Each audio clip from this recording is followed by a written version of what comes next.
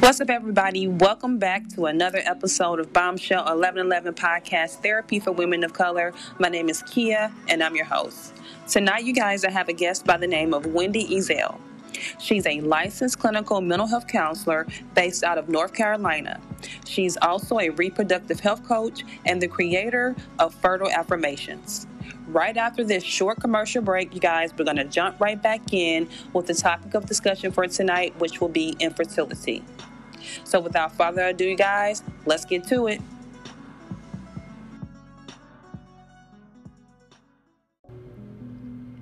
If you haven't heard about Anchor, it's the easiest way to make a podcast. Let me explain. It's free. There's creation tools that allow you to record and edit your podcast right from your phone or a computer.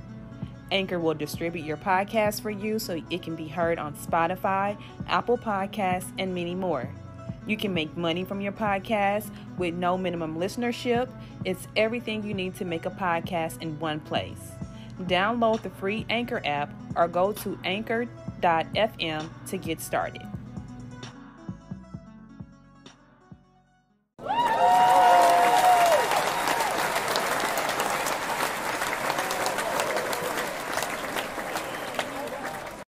Welcome back, everybody, to another episode of Bombshell1111 Podcast, Therapy for Women of Color. My name is Keya, and I'm your host. Tonight, you guys, we have a very special guest by the name of Windy Ezzell. She's a licensed clinical mental health counselor and specializes in mental health associated with reproductive health across the lifespan. So without further ado, you guys, let's welcome her to the podcast. Welcome, Windy. How are you? I'm awesome. Thank you so much for having me. It was so great to talk to you prior to... Yes, it was great talking to you too. And thank you so much for coming on and being a part of the podcast. Absolutely. My pleasure. So, Windy, let's just go ahead and jump in. But first, I just wanted to kind of give you a few minutes here to give the audience and the listeners a little bit of a background about you and what you do. We know that you specialize in infertility in the reproductive lifespan, but just give us a generalized bio of what you do. Sure. Have been a counselor in private practice for a little over 18 years. Originally started in child abuse and trauma treatment, and then after my own journey through reproductive health trauma, ended up focusing specifically on male and female reproductive health. So it's quite a broad topic. It's deep and wide, but I have two beautiful daughters that are as a result of that tumultuous journey. So here I am today. Okay, well, thank you so much for that. Yeah. So let's just jump right in, because I know a lot of women definitely have these questions. Can you let the audience know and educate us more on exactly what is infertility, and is it only affected in women, or is it affected also in men and women? That is a wonderful question. And in 2021, folks still think that it's a female issue, and it's quite the opposite. Infertility is a disease, and it's a disease of the male or female reproductive health system. So it's the inability to get pregnant and or stay pregnant.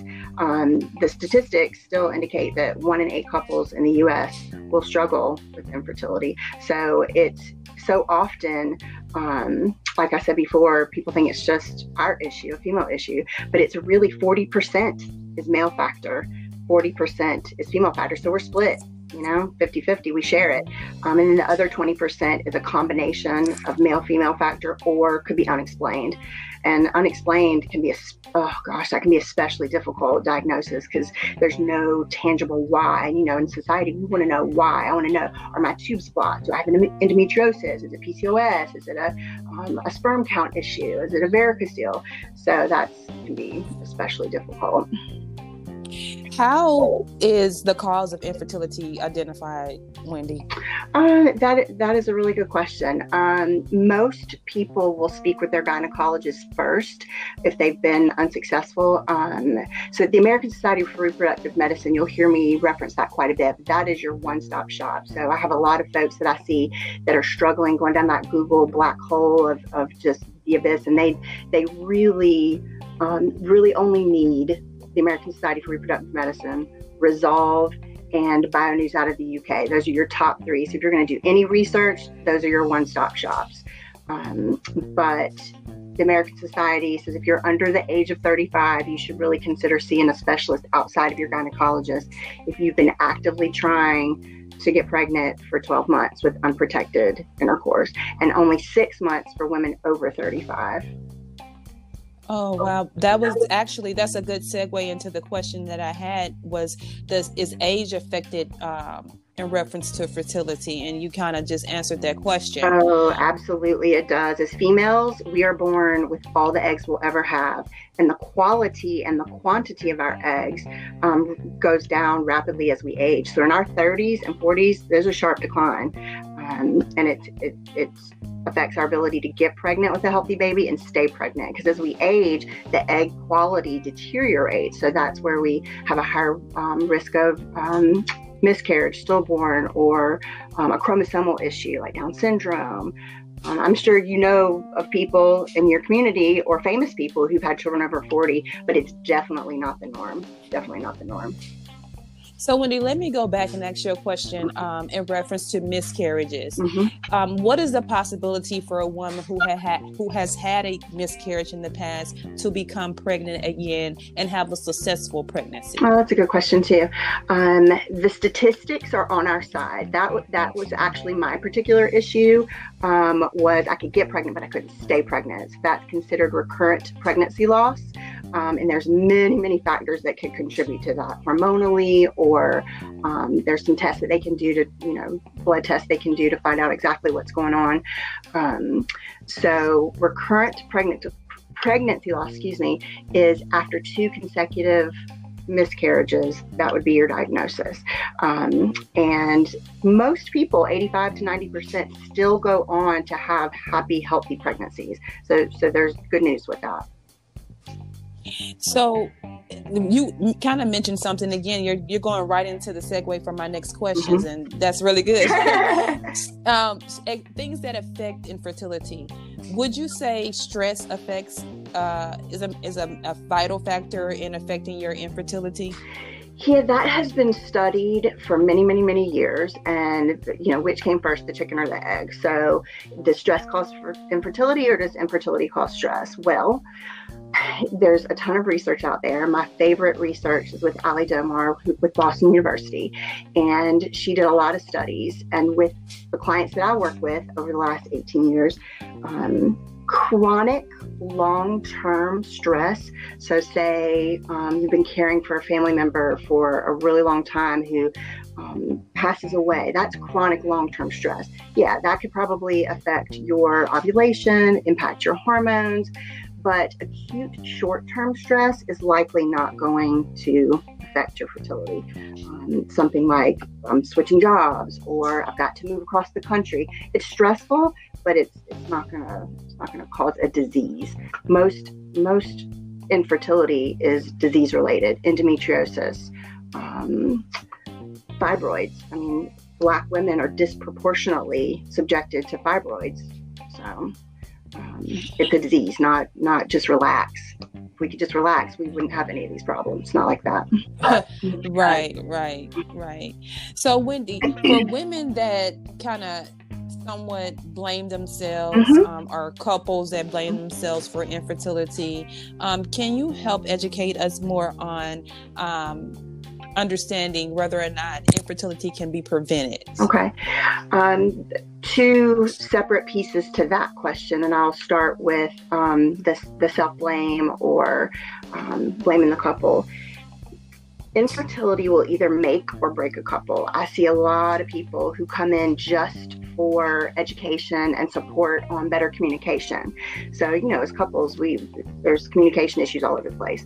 However, infertility is usually the first major medical diagnosis that a young couple will have. Or if somebody has married later in life, it'll be the first major medical diagnosis in their new marriage. So I definitely work with couples on, communication, educating about it's a disease. It's not, we don't blame, especially, we could go off into couples by themselves about the blame game, but we won't do that. And then the other part of your question was, bring me back, rein me in. Yeah. What was the other part of it? Lifestyle factors. That's what you said. So yeah. Can it be prevented? There are several issues related to fertility that we do have control over or we don't have control over. So things in our control, lifestyle factors such as smoking, vaping, too much alcohol, not enough sleep, the stress that infertility causes can move us into some of those choices that aren't necessarily good for us, like those lifestyle factors of staying up all night, Googling things that we shouldn't stay up. It disrupts our sleep, which is going to disrupt our ovulation. So those sort of things we can take control of and really try to be healthy and take good care of ourselves. Meditation, affirmations, guided imagery, tools in our toolbox. But as far as preventing a disease, as far as fibroids or polycystic ovarian syndrome, that's not in our control. We can't prevent that. Now, STDs, sexually transmitted infections or diseases, that is a preventative because we can certainly have protected sex in our youth, which will then positively impact our fertility later, because blocked tubes can be caused by chlamydia or other STDs. And I see a lot of couples and women who really beat themselves up for that. And I'm like, well, we don't know what we didn't know. And so we're going to move through that. Mm-hmm, mm-hmm. So, Wendy, I know a lot of people and a lot of research that I've read mm-hmm. myself in the past, people tend to make the next step to using fertility drugs. Can the safety of fertility drugs and the likelihood of pregnancy be enhanced? And would you suggest using fertility drugs? I know some that are commonly used, such as Clomid mm-hmm. and things of that nature. Used to, that was back in the day, they would say, oh, here, just take some Clomid and we'll see what happens. Well, that really does us a disservice. We don't do that anymore. A lot of gynecologists are really on board with doing the basic testing, and you can find an outline for the basic test that you would need. And I have all of my seniors in high school on up through college and my 20-somethings go to Resolve or the American Society for Reproductive Medicine and look up what those basic tests are so you can be informed about your reproductive health. So a gynecologist will run some basic structural tests and hormone tests, which are just a blood test. For the guys, it will be a sperm analysis. So with a sperm analysis, they're going to look at how many sperm, is the count okay? Are they moving okay? So their motility, what they look like. So that's their morphology and the volume. So that's a basic, easy test that the urologist or the gynecologist or the reproductive endocrinologist will look at to make sure that the sperm is okay. And for us ladies, it's going to be more of the blood testing, like I said, and looking, are our tubes open? Are there any fibroids within the uterus? So things of that nature. But there are some really good resources, like I mentioned before, with ASRM and Resolve. They can give you that basic list that you can have as a tool to arm yourself to advocate for your own health. And Wendy, besides the medical treatment, what options do we have? That is a really good point too. So options meaning taking care of yourself, lifestyle, mental health, physical health, emotional health, spiritual health, sexual health, and reproductive endocrinologist is who your gynecologist is going to refer to if there's an issue. So within a year of unprotected sex for women under 35 or couples under 35. I wanted to say something about that too, because the guys, even though they can constantly make sperm until they're 100, their quality declines as well, though. So there's some research out there for the guys over 40, their sperm quality starts to decline. Over 45, their sperm quality starts to decline. Yes, we see children being born from men over 45. However, their quality does decline as well. Wow. Mm-hmm. I didn't know Yes. that. I was thinking the men had it good. They have it a little better because they can constantly reproduce their sperm, whereas we can't. But they do. Their quality is affected, so it does decline with age. So, Wendy, when a cycle of infertility treatment doesn't work, should a person try again? And if so, or if not, when is it time for them to look at finding a new doctor or a different approach? All these wonderful questions. That is a very personal, individualized decision. Because for me, what might be, one IUI or IVF treatment or no medical treatment, for you, you're like, oh no, heck no, I'm gonna turn over every rock. I'm gonna look at this, do that. So it's very individual. It's very unique. So I always refer people, look at, talk to your gynecologist about it, talk to your reproductive endocrinologist about it, talk to a mental health professional that specializes in reproductive health, because it may not be, excuse me, that we do therapy or counseling. So often I will just walk people through their process. What's important to you. We look at the whole part of self: physical, emotional, sexual, spiritual, financial. How is this journey impacting your parts of self? When is enough enough? What are your options? And we look at all of that. So, Wendy, I wanted to leave the last few minutes of the podcast for you to be able to share with the audience and the listeners information about the services that you provide, where you're located, and also how to be able to contact you if there's anyone that's listening that may be able to, benefit from your services. So you could go right ahead and shoot away. Okay, thank you. So I offer telehealth via HIPAA compliant platforms. So I'm in Wilmington, North Carolina, which is on the southeast coast of North Carolina. We have a group here, but I'm the person here that specializes in reproductive health.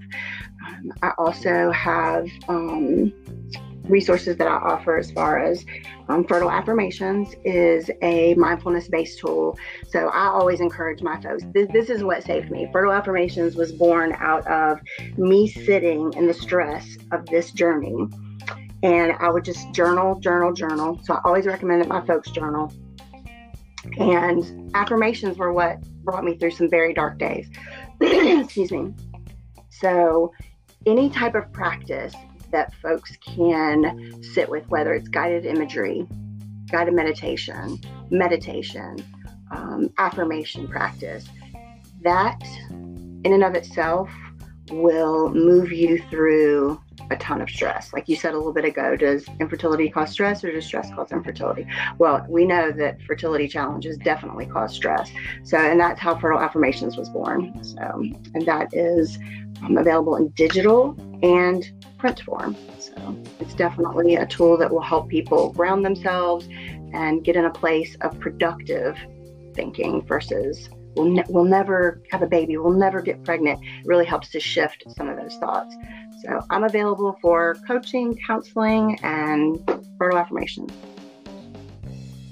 And where can people contact you? Do you have your social media platform information? I do. That's on Instagram and Facebook is at Fertile Affirmations, or fertileaffirmations.com, or Wendy at innersolutionscounseling.com. And that's Wendy like the weather, WINDY. Well, Wendy, I would like to thank you so much for coming on and sharing your knowledge and your information and resources with the listeners. I know this will be beneficial, to the listeners, because I learned a lot as well in reference to the reproductive lifespan. I didn't know that men were affected in reference to when they got to a certain age. I just thought they had easy it all. breezy. No, yes. Yeah, the autism rate goes up, the schizophrenia rate goes up. There's tons of neat research out there about that. Yeah, and then, a lot of women share the same story with, dealing with infertility, because I did, and with my first daughter, it took like forever, because I thought that I couldn't have kids. And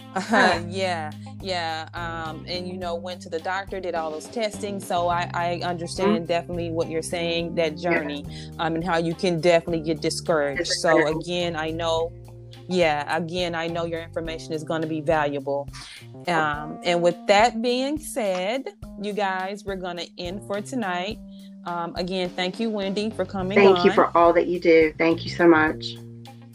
You're more than welcome. And with that being said, you guys, always remember, you are a bomb within your own shell. Peace, love, and light, you guys. Until next time. Good night.